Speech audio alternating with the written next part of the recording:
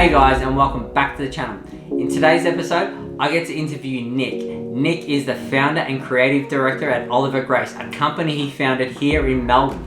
Now, Nick started his beginnings all the way in the UK, where he started an internship with the BBC, and he was able to learn his skill by working on the job. Nick was able to move through his career and eventually landed in Melbourne, where he founded his own company.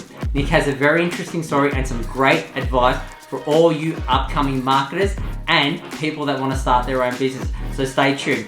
Like always, if you find this interview useful, like, subscribe, leave a comment, and let me know who you want to see next. Well, Nick, welcome to the Theatre Career Podcast. I am so grateful to have you on, and you have a very interesting story. So what we'll do is, I actually try not to do an introduction, and I always ask my guests to tell us a little bit about their story, and hopefully they can do the introductions for them. So let's just start a little bit about, Nick, how did you start? Tell us a little bit about yourself.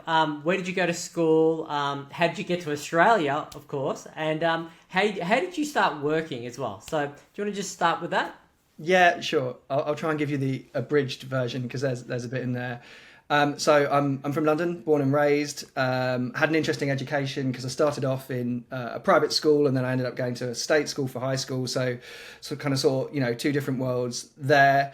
I then left high school, did a bit of college and explored a few creative industries, photography, graphic design. But my real passion was actually music, when I was a young man. And I spent most of my sort of late teens and early 20s, trying to be a rock star, which didn't quite work out. But it sort of inadvertently exposed me to a lot of other creative industries, like, the requirement to produce posters and marketing material and flyers and stuff like that. So without knowing, I sort of was building the foundations of a career in, design. As I sort of, started to realise that perhaps, I wasn't going to be the next Bon Jovi, I had to start thinking about what a real career might look like. And, that's when I started to sort of take the design stuff a bit more seriously. I had an interesting patchwork of experiences, I suppose, in my early career in London, working for sort of small independent studios, and then starting to, I guess, really zero in on sort of e-commerce and design within the sort of fashion and web space specifically. So ended up in-house for a couple of sort of large, well-known, fashion brands, and kicked around honing my craft until, at the age of 31, with the window of being able to get an Australian visa closing, I thought, well, let's have a crack at Australia, and just what was meant to be a 6-month kind of adventure turned into my new home, and I've bone here for 10 years now. So there you go. There's high level, I think. That is a very interesting story, and I'd like to just hone all the way back, because that's a non-traditional path of, I would say, career and success. From when I mean a non-traditional, what's basically drummed into you from high school and high school basically. So it's get good grades in high school, go to university, study your degree, leave, get a graduate position, and then progress through your career that way. So what I would say is you have a very interesting story. Now, if we could just wind all the way back. So you actually said something that I found quite interesting, and I'd like to start there. So after high school, you were kind of in a band, you were, wanted to be a rock star, you were going around, but that was sort of like a private hobby that you were doing. And you were saying that you learned all the skills of a digital marketer in that process. So do you want to just wind me through what you learned by actually pursuing one of your passions there, and what all these skills that you learned were? Yeah, absolutely. Yeah. So, whilst, pursuing stardom, I was doing other things, in the other hours of the day. And one of those things was looking at design, and it started as a hobby. I had a friend who had a, slightly hooky version of Photoshop, and, everyone was starting to get PCs, and it was fun more than anything to sort of, learn how to use a design program to create, pretty basic graphics. And as my blossoming rock career started to do its thing, I noticed that it was useful if you could produce your own flyers. The Right. web was in its infancy as well, so we were kind of producing graphics for very basic early websites and putting those live. So it was kind of out of necessity that I learnt these tools, and that's a piece of advice that I give to anyone. A question that I've had a lot in my career is, I want to do design. What program should I learn, or where do I start? And I always give the same advice, which is, start with something that you need to get done. There's no Yeah. point sitting down in front of a new computer program and just trying to learn everything, because you're going to be completely overwhelmed. Just have an objective and figure out which tools you need to get that job done, and the rest hopefully will follow. So that's how it all came about, and over time I was doing more and more of that. And as I said, as the sort of the music stuff kind of faded away in life, I realized that I was actually okay, although I'd had no formal training necessarily. I'd sort of skipped the conventional route of going to art school and studying design. I probably made up for it by the amount of YouTube videos I watched or books I read, or Yeah. non-traditional learning, I say. Absolutely, and that's actually a really interesting thing, because what you learnt was you actually learnt on the job in a sense. I wouldn't say that you had a traditional, a formal university education, but you had like a trade-based educational system where you had to actually just kind of learn on the job. And not only that, what it seemed like too is that you had to actually learn those skills because you kind of had a bit of a selection pressure on you. Like you had to kind of pay the bills. You had to kind of do all that sort of stuff. So you had to learn all that digital marketing. You had to learn those little skills about doing, in order to just, put food on the table and just get paid for it. Yep. What's interesting about what you did, and this comes out in a lot of interviews I have with entrepreneurs, is about what do you do with someone who's got no experience? They've gone to university and maybe they didn't get the best grades, for example. Like I was a classic example of someone without the best grades. Yeah. And the classic thing that comes up time and time again, and I see this with every entrepreneur that I speak to, is do those little side projects. Do those little practical side projects. Just start by, like you were saying, it's not what language you kind of learn or what software that you learn. It's actually do something practical to get that skill set that you need to be able to actually do something in the real world. Now, you're never going to get it right the first time, but you kind of learn the skills as you need to go through. Yeah, I would agree. And I think that, we set ourselves a lot of challenges as human beings. And, one of them that comes to mind is asking young people, exactly what do you want to do? What career path do you want to take? What job do you want, that type of thing. And I can only speak about my own experience, but I think it's really important, particularly when you're younger, just to probe in a lot of directions and really try and identify something that sparks a genuine passion in you. Because if you're just doing things because you think you have to, you're never going to find that spark which gets you into flow state and really propels you into any given career path. And I started off as, I guess, a graphic designer once I properly started working, but over time, through probing different areas and offshoots of, I suppose, my central design discipline, I've ended up today as ultimately a brand and UX strategist who does more talking and consulting than time on the tools designing stuff these days. And that's because I just found this thread which I became more and more passionate about, that came from a point of origin.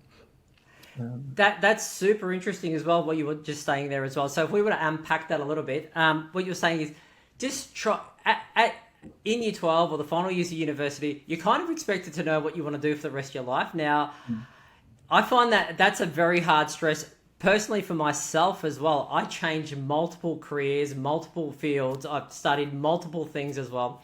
But it's through that experimentation process that you were talking about that you learn that process. Like you're never going to know what your passion is until you try something that you really enjoy. And something one day will just, click with you. And then you feel like that's something you want to do with the rest of your life. Yeah. Likewise, as you did that as well, through that journey as well, did you also find that there were different aspects of things that you enjoyed a bit more and you sort of got to funnel down into those channels as well? Yeah, definitely. I mean, I work in the creative field, specifically design, I suppose, as an overarching grouping of things. And there's a lot underneath that heading, right? So, Yeah.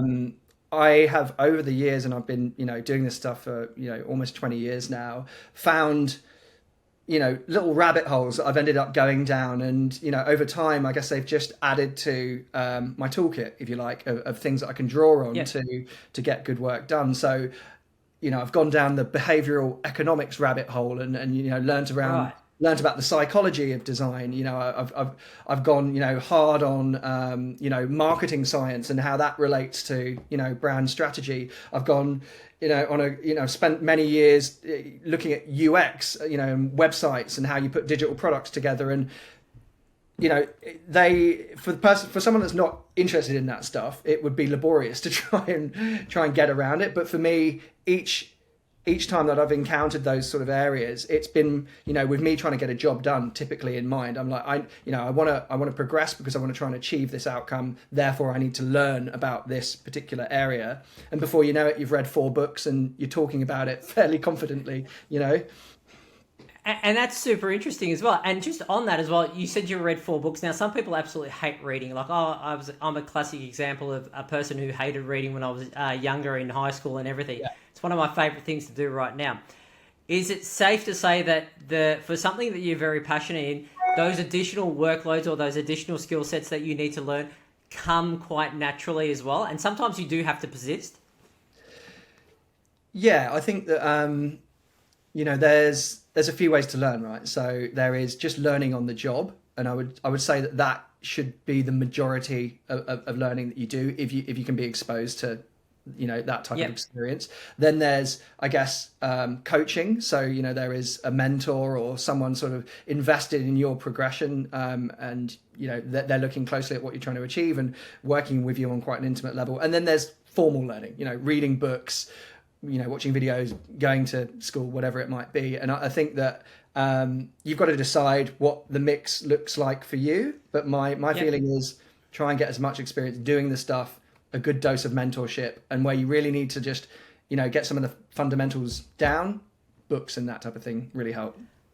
Absolutely. And just on that point that you were talking about, it's like in your career as well, did you have some early mentors that were able to help you out in those really early days where it's, we'll get into what it was like in those early days, but were you able to find some mentors in those early days? Yeah, I mean, I've always sort of begged, borrowed, and stolen from anyone that will, spend time with me because, because I suppose I'm trying to compensate for not necessarily going to university and doing a design degree. So, to get my first design job properly, I was at a crossroads and I was about to, decide, to go back to university as a mature student, and I was sat in my early 20s. And my mum actually said to me, well, look, why don't you, just as a last ditch attempt, write a cover letter and send it out to, as many people as you can find in our, neighborhood that have a sort of design company. And I did exactly that. It's so old school now, but I hand wrote, I don't know, it must have been 50 letters or something like that, and sent them out. And I got no responses apart from one tiny photography and design studio who called me up and said, look, this has landed on the, door just at the right time, and why don't you come down? And from there, I, joined a very small team, and I just got everything that I could out of the senior designer that was working there. Right. I was like, tell me everything, give me jobs, I'll learn. It was not great quality work to start with, but that has been the pattern basically. And I've been really fortunate, to work with some incredibly talented people. I spent absolutely 6 years prior to starting Oliver Grace, an amazing agency called IE, and worked under some incredibly smart people that taught me a lot. So I've never taken that for granted, and done sort of informal and formal mentorship as much as I can over my career. Absolutely, and that's really interesting. So just wanted to circle back on that point as well. So you did something very untraditional where you were sending out letters and all that sort of stuff. I'll give you a real anecdote from me. I'd spent 5.5 years in university. I got 2 degrees, mind you. Neither of which I'm actually working in, because I just had to think about that for a second. I'm not working in either of those 2 things. I'm sort of an offshoot of one of them.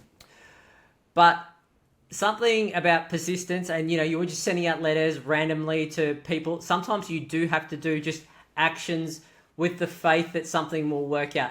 It took me 9 months to get my first job out of university, and I applied before I finished, and I was literally calling people. I was picking up the phone. It's not something that anyone does these days, but these are little tactics that I think all students or anyone who's looking for a job should really do. Just pick up the phone, call people, send out letters. I send out resume after resume after cover letter after cover letter. Yeah. A little bit about my story on that as well is I actually got a job interview, which I was actually quite fortunate to do, which I had no idea how to even prepare for a job interview. So I did some research and I asked some questions and kind of muddled my way through. Mm-hmm. Interestingly enough about that was I didn't get that job, but that interviewer actually was quite impressed with me, and he referred me to another job, which I did get a job with for a couple of weeks. And then he called me back 4 weeks later and said, hey, would you like to come work with us full time? So I think there's some real value in some of that old school things that people just do not do. Pick up the phone, speak to people, write cover letters, send out resumes, and just go through that painful process of, that there's that unknowing that you don't know that something is actually going to work. But, if you persist at something like that, it will actually come through. Oh, for sure. I've always, said to people that, looking for a job is a job in itself. You've got to be active. And, my old man, always says, life can change on a sixpence, right? And I think, the meaning behind that is, things can change very quickly, but you've got to provoke that change. And that's the most important thing. Luck is an interesting concept. I personally believe that luck is, an opportunity presenting itself, and you having the wherewithal or the timing to seize that opportunity. That's a very interesting thing that you were actually stating there, and I'd like to just reiterate that. I think just for everybody, luck is something where an opportunity opens himself up to you. Now, there's two things in that. I think there's luck. The opportunity has to open itself up, but you have to be prepared to take full advantage of that luck. Now, if you're doing all those things that you're talking about, sending out those letters, you're preparing mentally in the back of your head what an interviewer is going to ask you, because you're doing the work in the background. When that opportunity opens up, if you've done all the work prior to that, you'll be ready to take full advantage of that. And that's a critical point that I think you were just mentioning there as well. Now, leading on from that, so you've done the hard yards, you've learnt some skills because of the music career that you are, aiming to go down. You've sent out some letters, you've got a job, you've gotten into that first role. You've actually done something great where you've got some mentors, you took full advantage of it. And this is another thing, people. Just take advantage of these opportunities that you get. Once you get that opportunity, don't just sit back. Run at it. Run really hard at it. Get as much value out of it as you can. What was that first job like? It was a lot of blagging it. A lot of, working late and figuring things out outside of hours. It was, as I said, a lot of borrowing seniors' time around me and sort of checking things. And to be honest, a lot of figuring out if it was right for me. I was in the early stages of my career, and I was trying to understand exactly what I wanted to do with all of this. And on top of that, I was probably learning just how to be a professional. I was trying to get the skills right, and then how to operate in an office environment. There was a lot to learn, but it was a good experience, and it set me up for later jobs. Absolutely. And was it stressful? Was it incredibly stressful in the sense that it was something completely alien to the way that you operated in the past? I wouldn't say it's stressful in the sense the work was, you were probably capable of doing the work, but that first year, personally for me as well, did you understand what people were asking of you to do as just a simple thing when they use the acronyms and the way you need to communicate back to people? Like, you need to learn almost the language of the office compared to the language of the street. What was that stress like for you? Yeah, no, you're absolutely right. And I think the first time that you're exposed to kind of office lingo and just jargon that, exists in that space, it can feel quite overwhelming. But, I, as a personal rule, to this day, and I've heard a lot of nonsense lingo in my time. If someone uses an acronym or says something that I just don't understand, I'll just call it out. I'll say, can you explain that to me? Because I think that's half the problem, is that people think that they're expected to know everything, and it's not the case.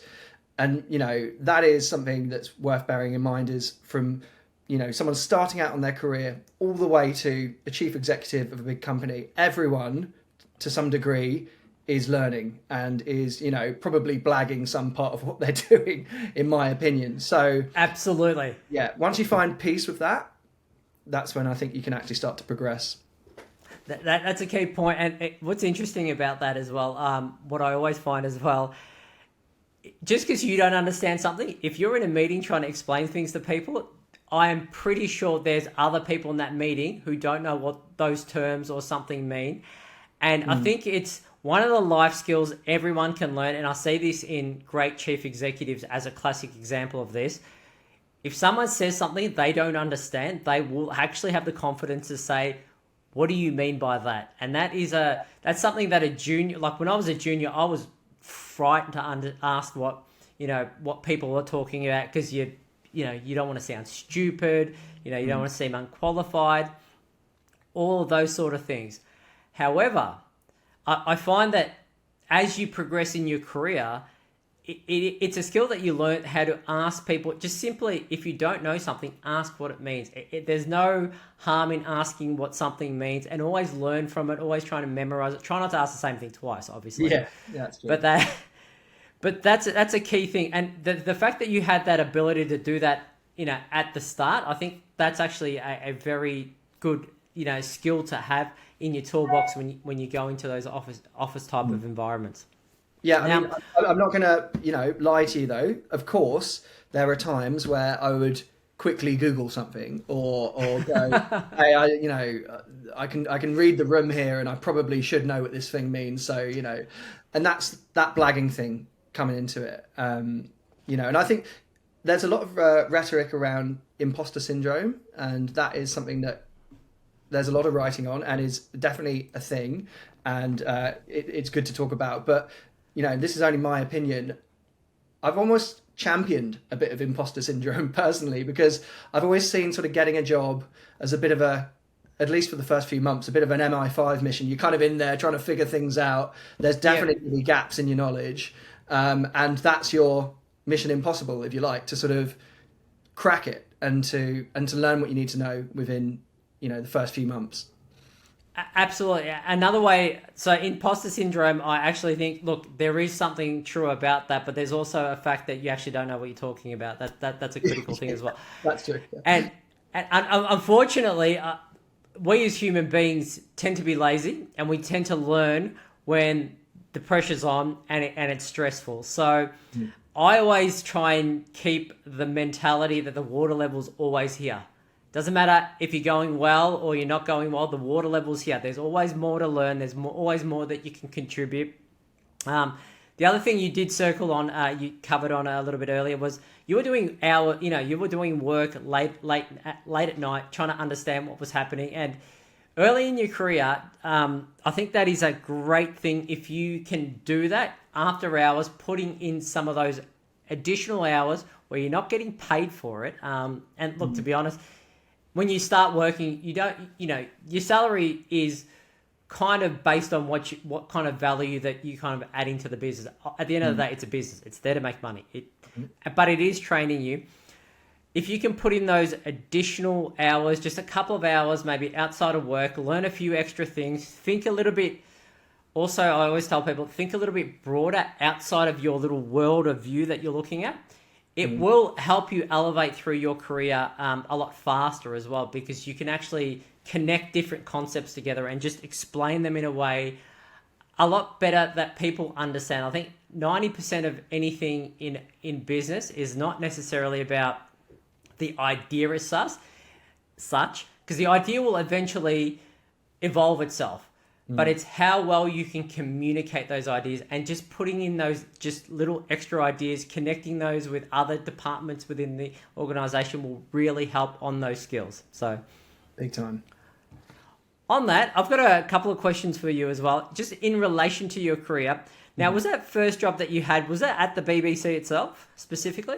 Yeah, so the BBC was I think a 9-month internship. So that was an unpaid internship, and I was a junior Right. designer working on the News 24. So that was an amazing experience. I was learning how to produce Absolutely. graphics really, really quickly, and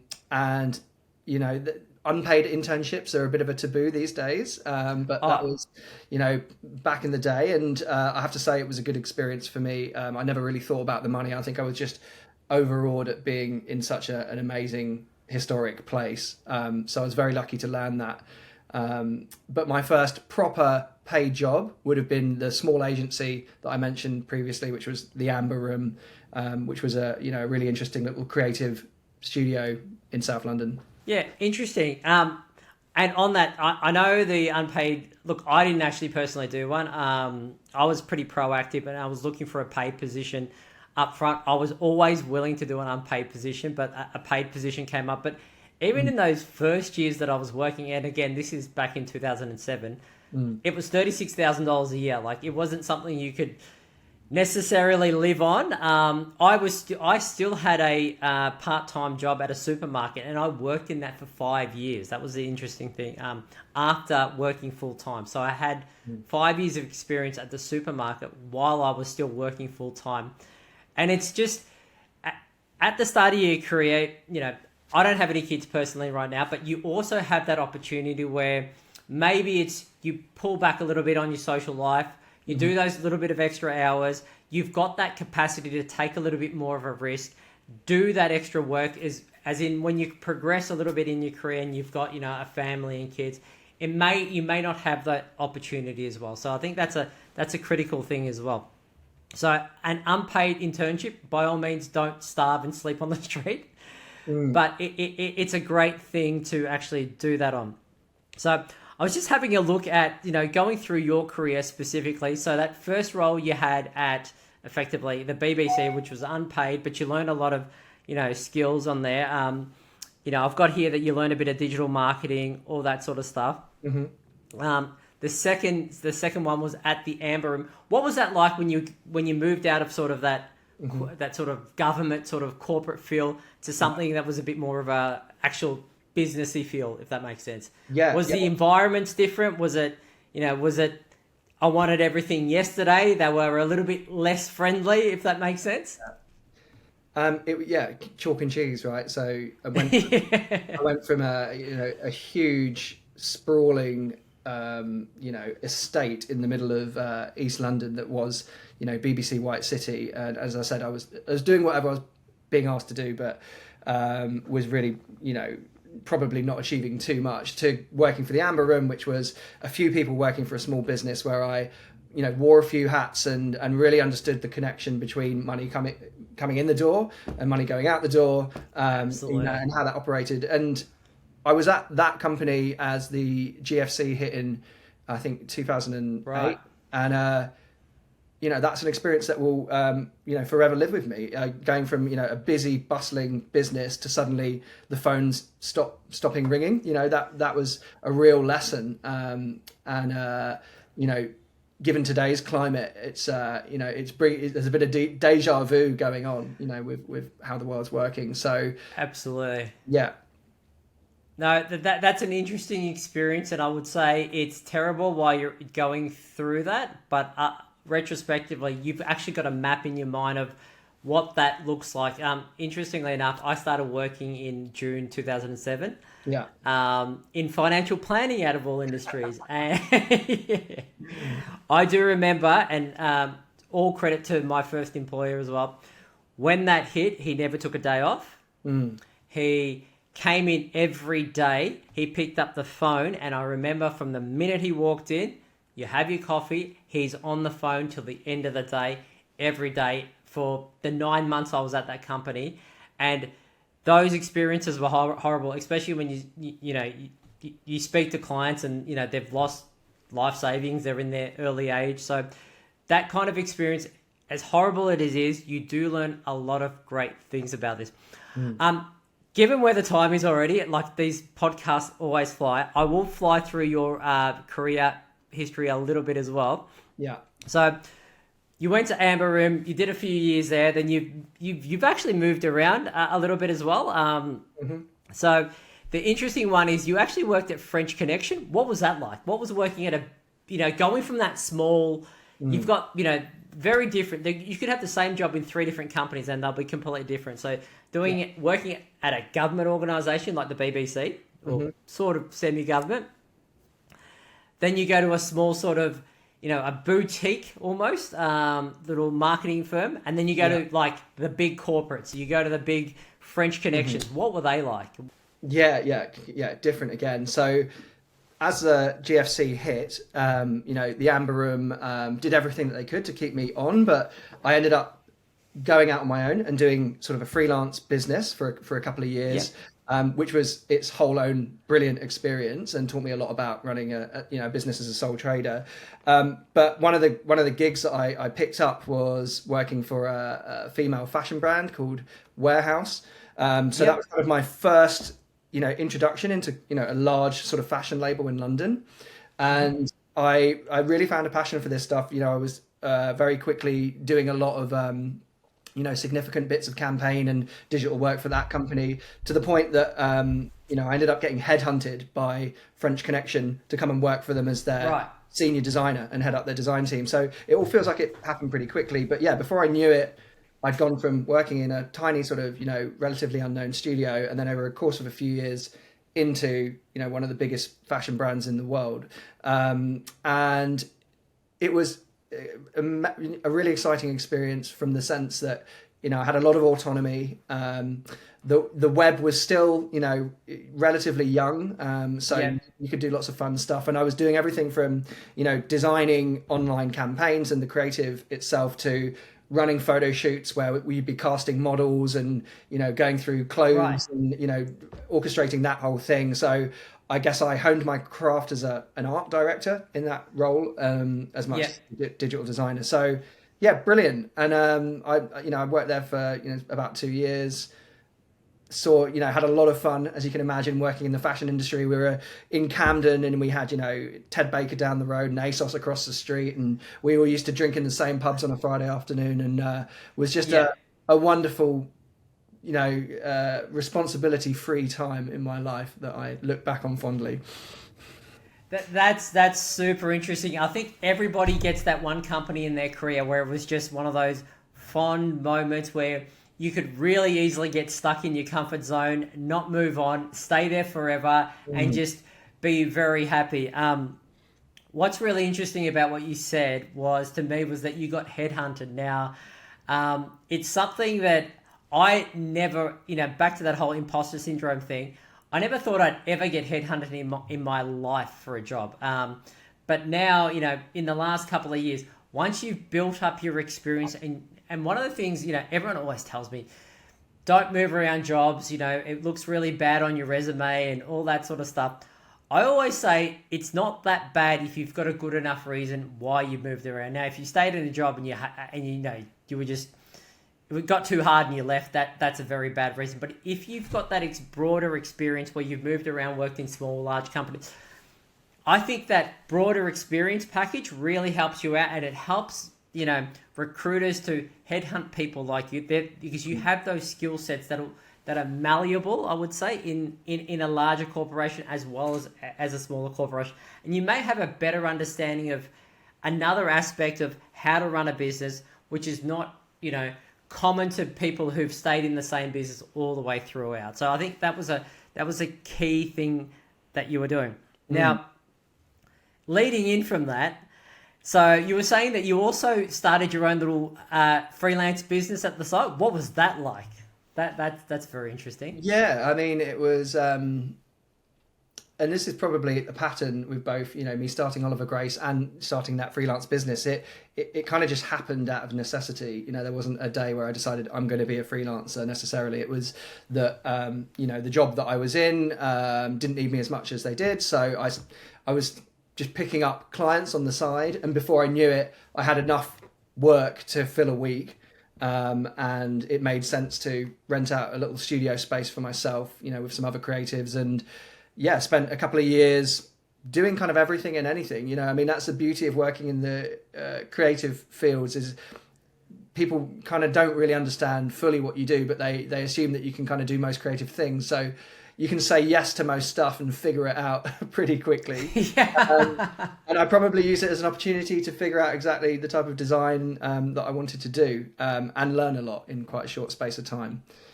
So it was a good experience. Absolutely. And I'd like to just circle on a point that you were talking about, taking on certain things that you say you kind of know how to do and then trying to figure it out. Just on that, I think that's a strategy that I'd love a lot of people to actually take on, even in their careers. Just take on something that's a little bit out of your comfort zone and try and then eventually just put your heart and soul into something to figure it out.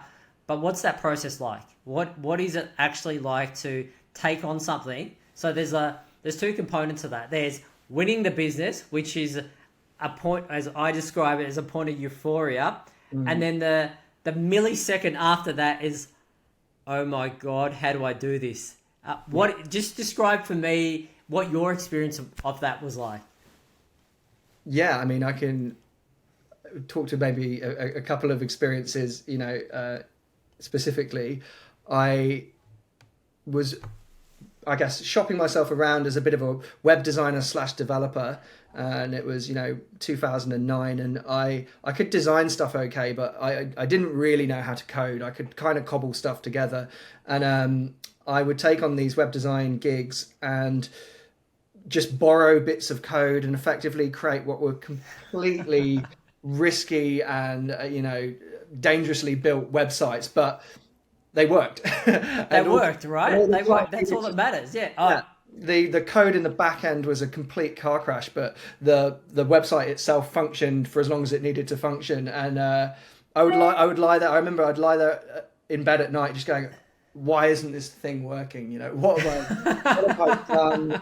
I don't know how to write JavaScript. I'm just moving stuff around until it works." And it was terrifying, but also exhilarating. And I ended up teaching myself quite a few things just by going, through the motions, I suppose. That's super interesting. And I would hazard a bet that 90% of things that companies produce, even potentially, the way, this is how I learnt things as well. I would literally just iterate through something until something worked. And one of the interesting things that an old boss taught me a while back, who was actually a mentor as well, was that perception is reality. And perception is reality means no one cares about the back end of what you're doing. No. It could be the absolute best gold standard of absolutely everything. If it doesn't work, no one cares. The fundamental thing in business and in your career and everything that you learn in life, and I think this is very important, is that it needs to work. So even though you were saying you're muddling through it and you're wondering how this works, and if you had to go back 3 weeks later and look at it and think, what does this actually do?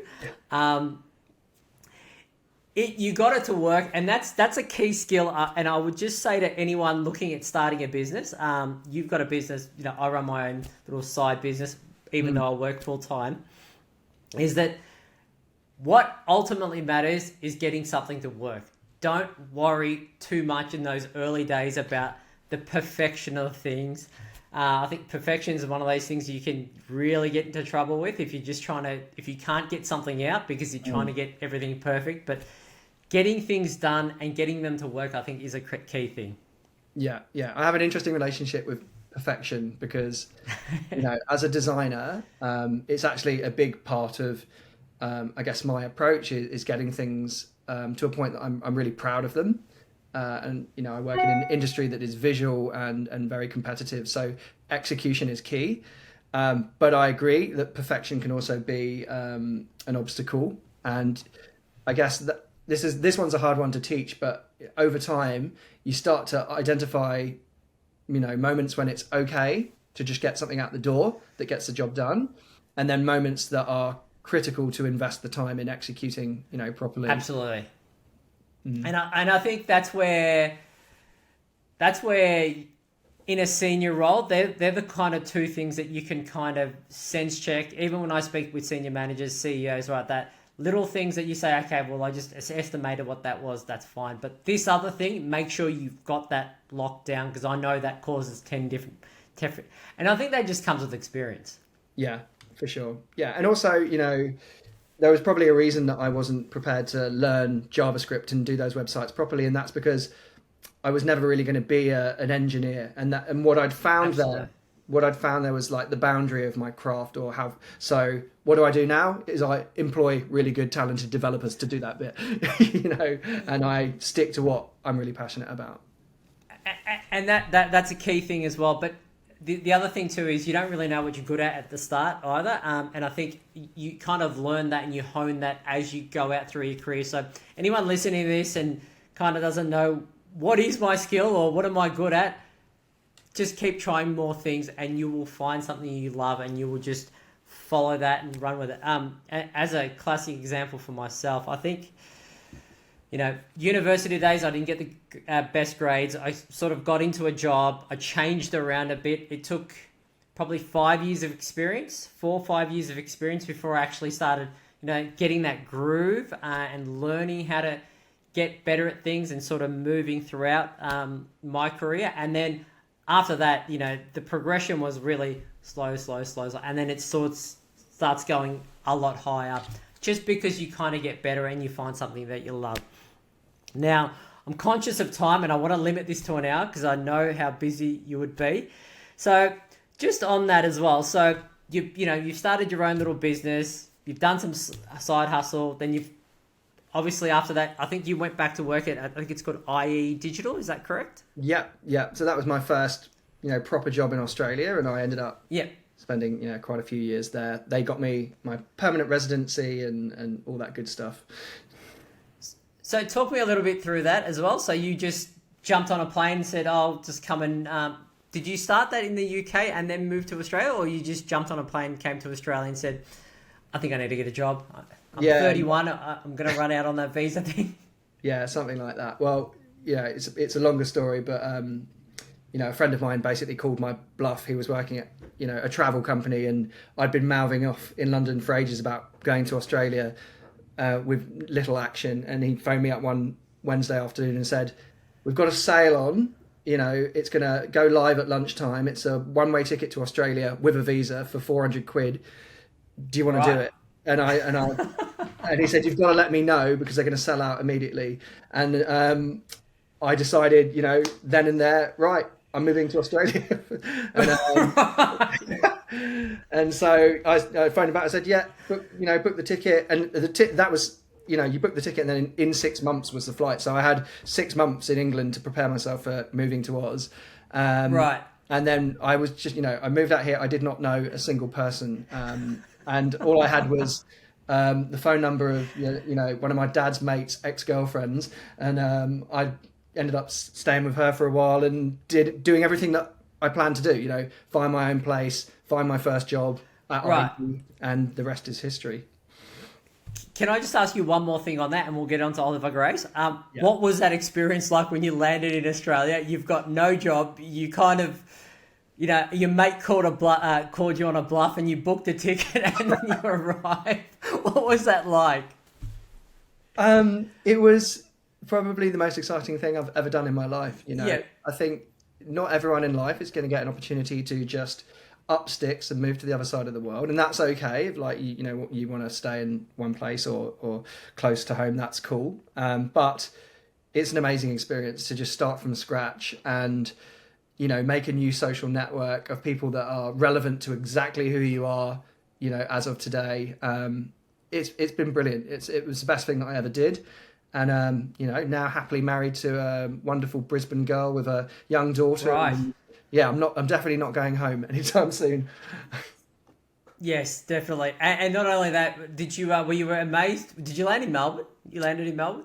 I tell you what I was amazed by is I landed in Melbourne at some ungodly hour in the morning, and I pulled out my phone to get an Uber to this address that I had. And it was exactly the same app that I'd used in London, the night before. And it was just, in my head, it was like I was travelling to Mars. But then when I arrived, all of the same tools worked. And although Australia is on the other side of the world, if you've been to the UK, you'll know that there's a lot of similarities. And it's a 24-hour flight and all that sort of wonderful stuff as well. Now, just my last question on that job. Did you, when you arrived in Melbourne, this is to all the UK listeners, if you're listening, was Melbourne all sunshine and beaches, even during winter? Is it nice and, is it 30 degrees? As they market Australia to be everywhere in Europe, they were, I was speaking to some German tourists once, and they were fascinated by the fact that I go skiing in winter in Melbourne. Because everything over there is just beaches. Was it 40 degrees at night when you landed? I got here in September 2014. Right. And it was a weird time in Melbourne where it's kind of starting to get hot, but Melbourne's known for being the city of four seasons in one day. Yes. And I remember heading out to an interview to IE actually, and it was cold because it was the morning, and I'd worn like a jumper and a blazer and a shirt and everything, and that was great for about the first 10 minutes. And then all of a sudden the sun came out and it was absolutely boiling, and I've ended up stopping in the middle of this park and losing half of my gear. And then, continuing to walk, and I'm not making this up, it then started to rain. And I just by the time I got to the Welcome to Melbourne. By the time I got to the interview, I was just, a bit of a state, but I got the job, so, it wasn't too bad. Well, like we were saying, it's the result that matters. So that's right. I think that's a great lead into. So tell me a little bit about Oliver Grace. How did you start Oliver Grace? What was the inspiration behind Oliver Grace? And the first thing I'd love to know, why Oliver Grace? How did you get the name Oliver Grace? Is my first question I've got here.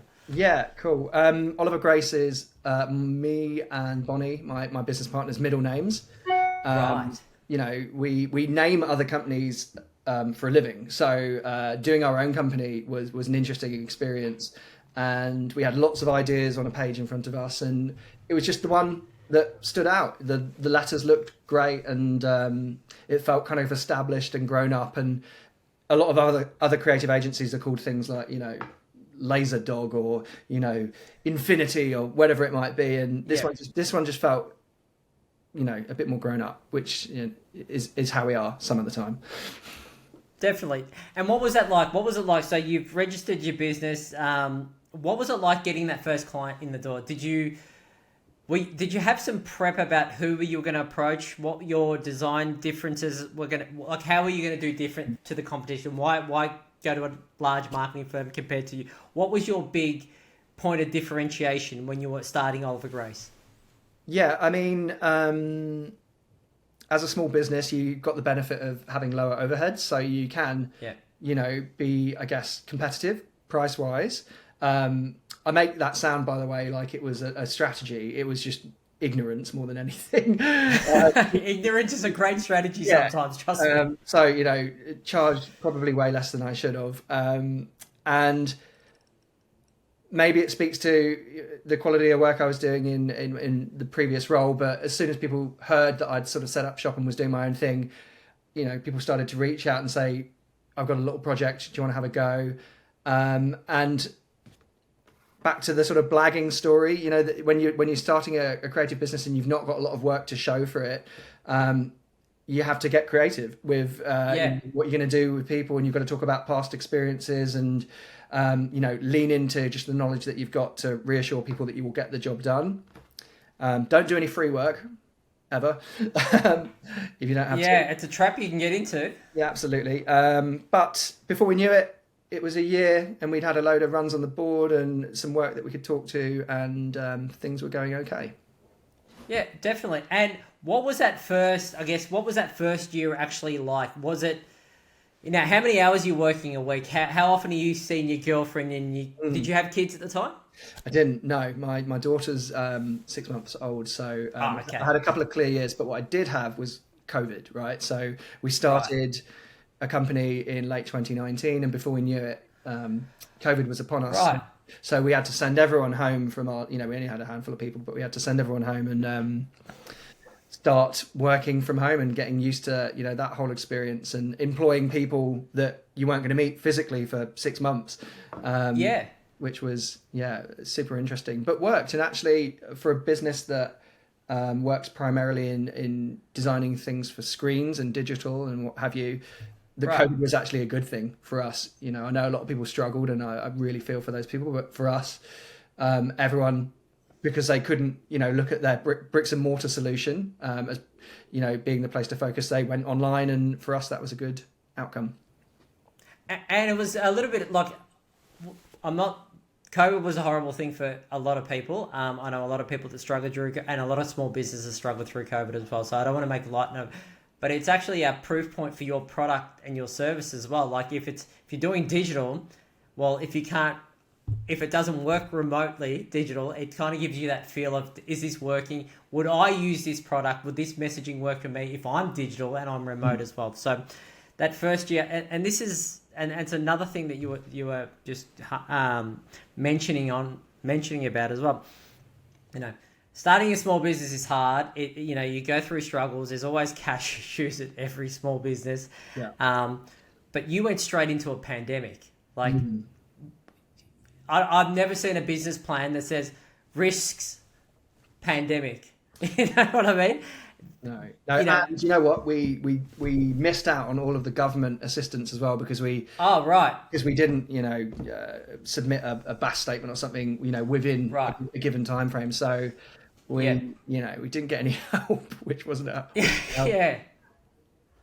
So you've gone through a pandemic, and this is one of the things. What were the hours like in that that year? During the pandemic, what were the hours like you were working to stay on top of things, to get a hold of people and making sure everyone's mental health is okay? And there's this whole theory that bosses don't care. Trust me, bosses care. I've never met, and I've met some horrible bosses, but 99% of bosses, it's all about how are you coping, especially during COVID. I've never had people ask me how well I was traveling during COVID, and a lot of companies care about their staff because their staff is what runs their business. What was that like for you, that process?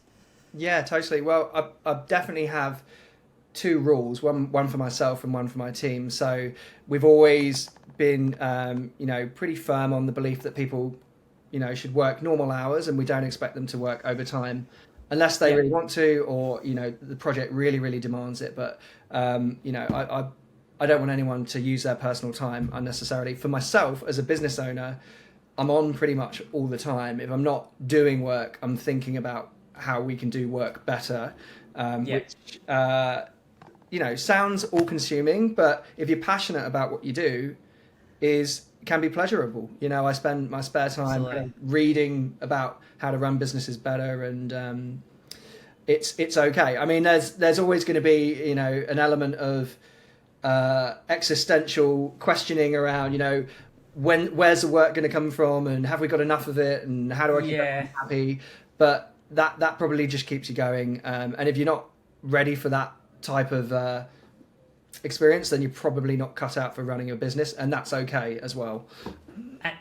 And that's exactly right. And if it's one of the things that I've never heard an owner say about running a business is, we did it just for the the freedom and the money. Like, you know what I mean? Like, when you're running your own business, you're working more hours than you would in a traditional career, and the money isn't always guaranteed either. There's always a lot of stress about, can you pay your staff? Can you manage your overheads and all that sort of stuff as well? So that's some great philosophies that you've had. Now, I just want to lead into a couple of case studies that actually on your website. I was going through your website and having a look at some of the case studies that you've got on there as well. But you've got some really interesting customers, and customers, given your design philosophy and the ability for you to connect a digital product with someone, the one that actually jumped out to me pretty much was Just Cuts. Yeah. And I was actually looking through that actual design, because you've got real case studies on your website, which I think is a great testimonial for anyone who's out there doing it. Show people what you've done, show your skill sets. But you've got a workflow on how that process works. Now, I was wondering, given the haircut industry is something that's very physical, and you've got effectively a way to sort of digitize it, What was that challenge like? I thought that was that one stood out to me specifically because no one ever thinks about, if I'm going to get a haircut, I'll just go to the hairdresser and cut my hair, or if I'm going to buy a product from them, I'll go there and get it. But what was the philosophy? How did you tackle like a challenge like that? I thought that was quite interesting. Yeah. So for those of you that maybe aren't aware of the project, it was coming up with a digital experience that allowed someone to answer a set of questions and then have their particular shade of dye recommended to them for them to do at home. And it was all centered around the launch of a new ammonia-free product that they were putting out into the market. So there was a few things. There was obviously I guess what they wanted to create in terms of an authentic, playful experience that allowed someone to shop and find the right product, but also an education piece around hair colouring in general and, of course, this new product. So there was a bit in there. There was visual design, coming up with the interface and the logic around what questions to ask and in what order. And then there was, the build aspect, which was plugging everything in the right way so that it felt quick and streamlined and not laborious to get through, and it's been a really successful project. I mean, it's early days, but I think the product sold out pretty quickly, and they've seen an uptick in conversion and what have you. So super proud of that, and just a really good example of a company that's been around for a while and has got a long legacy. Absolutely. Continuing to innovate and understand how people want to shop and leaning into the power of digital and what you can do with it. Absolutely. And just for everyone watching, I did used to get my hair cut back in the days when I before the genetic issues stepped in, but I found that quite interesting for a service that I would have thought traditionally happens within a salon with a consultation with with a hairdresser, that you were able to digitize a product, provide the same experience, and the fact that it's going great. I think that just shows the power of your ability to sort of connect the actual end customer to a service which traditionally would not be through something like that. Also, and again, having a look at through the plethora of sort of the projects that you guys have worked on as well, it's not quite, some agencies specifically look at one thing. Looking at your portfolio specifically, you've got government organisations, you've got large scale organisations. Now, do you think the experience that you had actually working at smaller and larger organisations through your career kind of helped with getting that that broad availability of work?